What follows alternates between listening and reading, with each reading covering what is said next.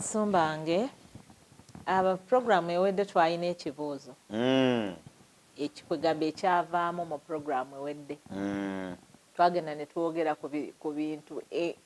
actually ekibuuzo kyali kigamba nti enkoko tezza bwenkulu nkijjukidde naye lwaki tugirya kati mu byokuddamu ebyajja nga bayibuli etuwadde ku bimu ebyomuzizo ebitalina kuliibwa mwavuddemu ekibuuzo ekigamba nti waba Katonda yabitonda byonna nti kaakati yatonda byaki nga tebirina mugaso gye tuli naye byamusobedde agabwe biba kale kakati olwo yatonda byaki kati yatonda byaki bwe nga si byakuliibwa baza ogamba ni Mary yes Mary tukwebaza okubanga ogoberera programu eno kyekisinga obukulu era twebaza kubanga wabuuzizza ekibuuzo kyo era kirina ekyokuddamu ekyamazima kiri nti Katonda bwe yatonda ebitonde yabitonda nga bigenda kusavinga emigaso egy'enjawulo eri omuntu nga n'ogwokulya nagwo gwali omwo naye si bitonde byonna Katonda bye yatonda ndi yabitonda kubirya oba kubiteeka mu kamwa kulya ebitonde Katonda bye yatonda yabitonda nga birina emigaso egy'enjawulo eri omuntu era ng'ensi buli kitonde we kiri kiina kye kiyambako ku kubeerawo kw'ekirala mu ngeri yaakyo mulimu n'ebyo nga n'oba oyagala nnyo tosobola kukirya nga kyabutwa nga kiri toxic nga toyinza kukyepankako kukirya waliyo obutiko nga bwabutwa toyinza kubwepankako kubulya kubanga bwolya buli kimu olwekyo si buli kitonde nkisaavinga mugaso gwa kulya naye ebitonde bisaavinga emigaso egy'enjawulo kati kankuwa ekyokulabirako mulimu ebitonde nga bituwa bukuumi embwa eyo omukwano gwa muntu okuva ku lubiribiri omulimu gwayo kumuwa bukuumi yagikozesanga n'emirimu egy'okuyigga n'ebirala wano ewaffe mu Buganda waliyo ebisolo ebirala nga babituyambako ku pollinating miti pollination mu science twasoma nti ebimuli ebyo bye bireeta ebibala kati omuyembe guteekako ekimuli baga gutaddeko ekimuli obadde okimanyi nti abamu bagula kimuli mu byalo bagula ekimuli okusinziira ku bwe gutaddeko bwe guti ndaga nze nkuwadde 5 naye ekimuli ekyo ayina essuubi kati ekimuli ekyo kisika ebiwuka ebiwuka ne bijja bwe bikigwako ne wabawo pollination na biki byonna n'olyoka olaba emiyembe kati ebimu byatondebwa kuyamba bimera kubala ebirala ekibi bwe kyabaawo ate n'emigaso ne gyeyongera kati ebimu byatondebwa for transport nga tubikozesa for transport akati endogoyi ate egundi zino enfalaasi ngamira ebina tebiriibwa naye zikola for transport zitambuza abantu n'okusika ebintu ebirala byakolebwa kulongoosa nsi scavengers eva ne mukama agamba temubirya kakati embaata n'ebigikwatako byonna negundi namuŋoona simanya ensega ebyo byonna byakolebwa kulongoosa nsi nti awavunze we bigwa era awataba mirambo awataba kivunze awataba kifu tebibaawo kati bibigwe mulimu gwabyo embizi waliwo Katonda bye yatuwa nga biriwo for beauty kati nga nnyonyi muziga ebyo yabituwa bibeera olukino nga kikifaanana bulungi naye si buli kimu kikyakulya ekyo kituufu nga mukulu kati twagala okutegeeza Mary nti si buli kisolo kyonna oba ekinyonyi oba ekimera nti Katonda yakitonda kiriibwe birina emigaso egyaki egy'enjawulo tolowooza nti omugaso gwokka ebitonde gwe bugasa omuntu kulya mulimu ne bye tutalya ate nga bitonde kati ng'enjuba enjuba tetusobola kugiryanga mmere naye ng'onoogisangawo tolina ngeri naye ate kitonde Katonda kye yatonda nga kyo kyakuwa kitangaala kyakuwa bbugumu nakukuyamba so si buli kitonde kyonna mu nsi tukirya buli olwo ebitali bye tutalya naye ate nga birina omulimu waliyo ebibugagga ebiri mu ttaka tetubirya naye nabyo bitonde Katonda bwe yali atonda ensi n'ettaka yalitonda tubisima ate ne bivaamu ebyuma ate bitukozesa ebirala. So mu bufunze it is not eating alone.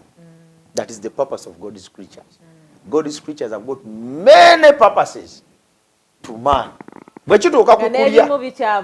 yes nga n'emu bikyavumbulwa naye mu bufunze bwe kituuka ku kulya awo Katonda yatubuulira n'agamba naye bwe mutandika okulya ku bitonde bino bye mulyanga bino temubirya. Lwaki tugoberera amagezi ago? Bw'otuuka okutambula transport endugu igirinnye n'engamira no problem. Bw'otuuka kwagala okumigula embwa naye tugisala kubanga eriko amasavu tutandika okujja okyogiri ekyeggulu. So look for a purpose. Ekisoloba ekitonde kyekikuwa Bayibuli kyeva egamba eri mu Timoseewo osomayo ku lunyiriri ku kibuuzo ekyo ndowooza nakyo kiyinza okuyambako. Timoseewo ekisooka ndowooza sula yakunoonyerwakuna nawe oli muno obusongasonga naye njagadde osomololoka kubanga buli kitonde kya Katonda kirungi so sewali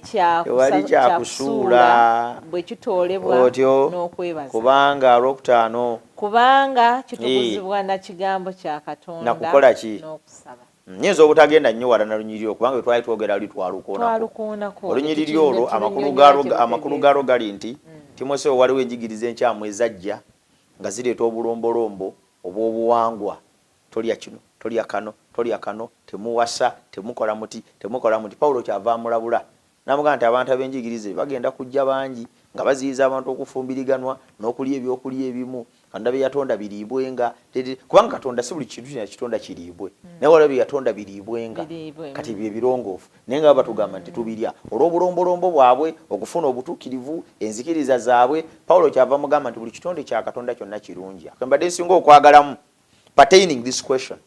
teriyo kitonde kya Katonda kyonna kitalina mugaso n'ekisaanyi kirina naye bw'otuuka okulya olina okutunulira ebintu ebi kusaba na kigambo kya Katonda. The most important question is embwa bw'ogirabanga nnungi ngere kuyambye nnyo okukuuma bw'otuuka okwagala okugirya genda obuuze Bayibuli ekkiriza okulya embwa kyayise ekigambo kya Katonda. So tests ziri ate nagambye kubanga bw'akyogedde bwe tulusomye nzijukiriza agambe kubanga buli kitonde kirungi so tekisuulibwa bwe kitoolebwa n'okwebaza. Ogambye nti n'obulombolombo Timoseewo bwe yali addressing obulombolombo Pawulo agamba Timoseewo Pawulo ng'agamba Timoseewo kubanga yali ayogera ku biriibwa byokka wali waggulu kyava agamba nti Katonda bye yatonda biriibwenga. Ojjukira nti programu ewedde twajuliza ab'enseenene ekituufu weebale kalaba akalombolombo ako waliwo akalombolombo nti ow'enseenene talya nseenene talina kulya nseenene naye kati era ziriibwa zitoole n'okusaba naye tugamba nti kaakati bw'obanga okola ekyo enseenene ow'enseenene bw'azirya ye Katonda tagenda mumusalira musango nti ow'enseenene yalidde enseenene. Naye mu buwangwa bwaffe ng'Abaganda omuntu talya muziro gwe olw'okuguwa ekitiibwa. Kaakati obwo buwangwa si bubi n'okumanya nti bannaye weefugeko tojja kulya buli kantu kati olunyiri terutegeeza naye oli bwakugamba nti tolya nseenene ogende mu ggulu kati aba agwa mu kino nti baleeta obulombolombo obw'enzikiriza obugaana abantu okulya ebirongoofu basobole okufuna obutuukirivu n'okubeera bannaddiini ab'amaanyi. Pawulo agamba nedda tewaliwo kitonde kya Katonda kye yatonda nga si kirungi byonna birungi kasita otoola n'okwebaza kubanga kitukuzibwa na kigambo kya Katonda nakusaba. Kati bw'oyagala okulya ekitonde kyonna mu nsi sooka ogende mu kuva sooka onoonye Katonda gy'ayogerera onoonye olukalala lw'ebyokuliibwa kitegeerekese bulungi. Bw'omala okutegeera nti ebyokuliibwa weebaze olw'ekigambo kya Katonda ennyamayo olye weerire. Bino byagambye nti tobirya naye kyagamba nti tokirya esonyiwe era obiteekeko omuzizo ogw'amaanyi tosaba kubanga bw'omala n'ogamba nti embizzi bagiganye naye nze bwe ngisabira erongooka. Embizzi tesobola kulongoosa Bayibuli osaala tesobola kulongoosa Bayibuli kye yagaana. Musomba ani agenda okugirongoosa kubanga yandibadde ye Katonda yakugamba tolya kati bw'osaba ate ani agenda butereevu. So mu bufunze teriyo muntu yenna ayinza kusaba Saala n'alongoosa kitali kirongoofu Katonda kye yagamba nti si kirongoofu. Lwekyo mu bufunze twagala okuddamu Mariyamu nti nnyabo bitonde byonna Katonda yabitonda nga birina emigaso egy'enjawulo nga bwe nginnyonnyodde, wabula si byonna tibyatondebwa okusaavinga omugaso gw'okuliibwa. Bw'oba oyagala kulya ku kitonde kyonna sooka obuuze ekigambo kya Katonda kikikugamba nti lya ekyo, saba, teeka mu kamwa weeyagale. Tetuyinza okumuddamu.